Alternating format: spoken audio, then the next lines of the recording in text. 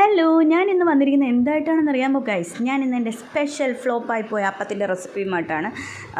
ഞാൻ റെസിപ്പി ഒരിക്കലും കുറ്റം പറയത്തില്ല ഗൈസ്, എൻ്റെ ധൃതി കൊണ്ടാണ് അപ്പം ഫ്ലോപ്പായി പോയത്. അപ്പോൾ രാവിലെ എഴുന്നേറ്റപ്പോഴാണ് ബ്രേക്ക്ഫാസ്റ്റിനൊന്നും ഇല്ലല്ലോ എന്ന് വിചാരിച്ചത്. അപ്പോഴാണ് കഴിഞ്ഞ ദിവസം എപ്പോഴോ കണ്ട ഒരു വീഡിയോ ഓർമ്മയിൽ വന്നത്. അതിൽ ഇൻസ്റ്റൻ്റായിട്ട് ഒരു ഹാഫ് അവറിനുള്ളിൽ അപ്പം ഉണ്ടാക്കുന്ന ഒരു റെസിപ്പി കണ്ടു. അപ്പോൾ ഞാൻ വിചാരിച്ചു എന്നാൽ പിന്നെ ഞാനും കൂടെ ഉണ്ടാക്കി നോക്കാമെന്ന്. അങ്ങനെ ഞാനിരുന്ന അവലെടുത്ത് വെള്ളത്തിൽ കുതിർത്തി വെച്ചു.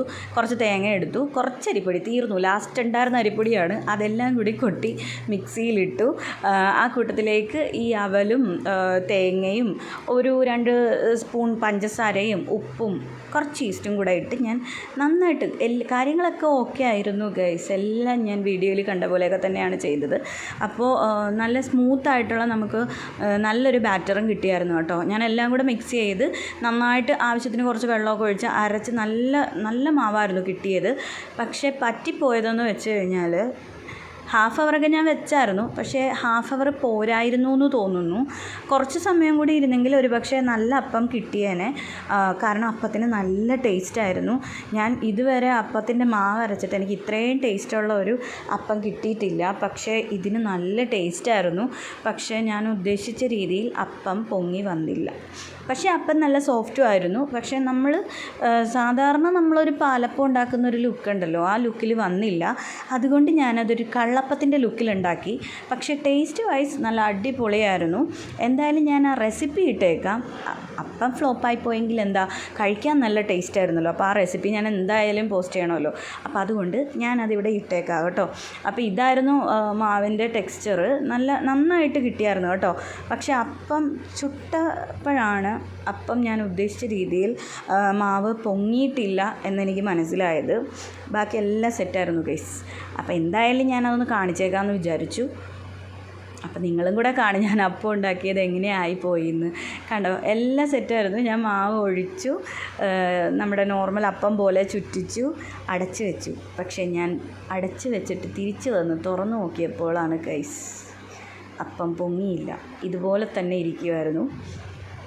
അപ്പോഴാണ് എനിക്ക് മനസ്സിലായത് എൻ്റെ അപ്പം ഫ്ലോപ്പായി പോയി എന്ന്. കാരണം അത് പൊങ്ങി കിട്ടിയില്ലല്ലോ. പക്ഷേ അപ്പം തന്നെ ഞാൻ അടുത്ത ഐഡിയ എടുത്തു. ഞാൻ നമ്മുടെ കള്ളപ്പം ഉണ്ടാക്കുന്ന സ്റ്റൈലിൽ ദോശ പാൻ വെച്ചിട്ട് അതിലേക്ക് ഒഴിച്ചു. പക്ഷേ സംഭവം സെറ്റായിട്ട് എനിക്ക് കിട്ടി. നമ്മുടെ ദോശ പോലെയൊക്കെ ഇരുന്നു, പക്ഷേ നല്ല സോഫ്റ്റായിരുന്നു അപ്പം, നല്ല ടേസ്റ്റുമായിരുന്നു. ഒരു പക്ഷേ ഒരു അരമണിക്കൂർ കൂടി ഇരുന്നിരുന്നെങ്കിൽ നമ്മുടെ നോർമൽ പാലപ്പം നമുക്ക് ഉണ്ടാക്കിയെടുക്കാൻ പറ്റുമായിരുന്നു. പക്ഷേ എനിക്ക് ധൃതിയും വിശപ്പും കൂടി പോയതുകൊണ്ട് ഞാൻ ഈ പരുവത്തിൽ തന്നെ ഉണ്ടാക്കി കഴിച്ചു. പിന്നെ ഇതിൻ്റെ കൂടെ ഞാൻ ഉണ്ടാക്കിയത് ഒരു തട്ടിക്കൂട്ട് ബീഫ് സ്റ്റൂ ആയിരുന്നു. അതിൻ്റെ റെസിപ്പി ഞാനിടാം. അതും നല്ല അടിപൊളിയായിരുന്നു കേട്ടോ. ഒരുപാട് ഇൻഗ്രീഡിയൻസ് ഒന്നും ഇട്ടില്ലെങ്കിലും ഭയങ്കര ടേസ്റ്റായിരുന്നു അതിന്. അപ്പോൾ അതിൻ്റെ റെസിപ്പി ഞാൻ ഇടുന്നതാണേ.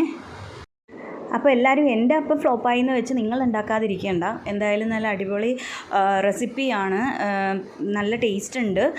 കുറച്ച് നേരം കൂടെ നമ്മളത് ഫെർമെൻറ്റേഷന് വെച്ചിരുന്നെങ്കിൽ ഒരുപക്ഷെ നന്നായിട്ട് ഫെർമെൻ്റായി നമ്മുടെ അപ്പം നോർമൽ അപ്പം ഉണ്ടാക്കുന്ന ഒരു കൺസിസ്റ്റൻസിയിൽ കിട്ടിയേനെ. ഇതിപ്പോൾ ഇങ്ങനെ ഉണ്ടാക്കിയാലും അപ്പം നല്ല സോഫ്റ്റാണ് കേട്ടോ. അത് നിങ്ങൾക്ക് കണ്ടറിയാൻ പറ്റുമല്ലോ. എന്തായാലും മോൻ കഴിക്കാൻ വന്നിരുന്നപ്പോൾ ഞാൻ അപ്പം ഇട്ട് കൊടുത്തു. ഒന്നും ഫ്ലോപ്പായ കാര്യങ്ങളൊന്നും പറഞ്ഞില്ല. അവൻ എന്നോട് ചോദിച്ചു അപ്പം എന്താണ് ഇങ്ങനെ ഇരിക്കുന്ന ദോശ പോലെ. അപ്പം ഞാൻ പറഞ്ഞു ഞാൻ അങ്ങനെ ഒന്ന് ഉണ്ടാക്കി നോക്കിയതാണെന്നൊക്കെ പറഞ്ഞു. ഒന്നും മിണ്ടാതെ ഞാൻ സ്റ്റൂവൊക്കെ ഒഴിച്ച് കൊടുത്തു. എന്തായാലും അപ്പം കഴിച്ചിട്ട് അവൻ അടിപൊളിയായിരുന്നു എന്നാണ് പറഞ്ഞത്. ഒരു വേറൊരു ടേസ്റ്റ്, നല്ല ടേസ്റ്റ് ഉണ്ട്, നമ്മളെപ്പോഴും ഉണ്ടാക്കുന്ന അപ്പത്തിൻ്റെ ടേസ്റ്റ് അല്ല എന്നൊക്കെ പറഞ്ഞു. അപ്പം അത് കേട്ടപ്പോൾ എനിക്ക് സന്തോഷമായി. ലുക്കിലല്ല കാര്യം എന്ന് മനസ്സിലായി ഗൈസ്. അപ്പോൾ എന്തായാലും നിങ്ങളെന്തായാലും ഈ റെസിപ്പി ഒന്ന് ചെയ്ത് നോക്കണം.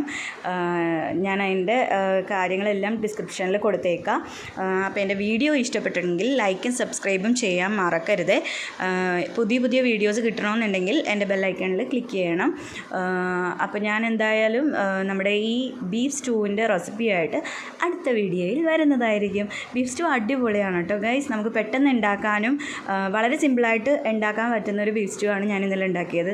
വെറും ഒരു 15-20 മിനിറ്റ്സിൽ ഉണ്ടാക്കി കഴിയാൻ പറ്റുന്നൊരു ബീഫ് സ്റ്റൂ ആയിരുന്നു കേട്ടോ. അപ്പോൾ ഞാൻ അതും കൂടെ എന്തായാലും നാളെ ഞാൻ പോസ്റ്റ് ചെയ്യുന്നതായിരിക്കും. എൻ്റെ വീഡിയോസ് എല്ലാവരും കാണണേ. അപ്പോൾ ഓക്കെ, ബൈ. അടുത്ത വീഡിയോയിൽ വീണ്ടും കാണാം.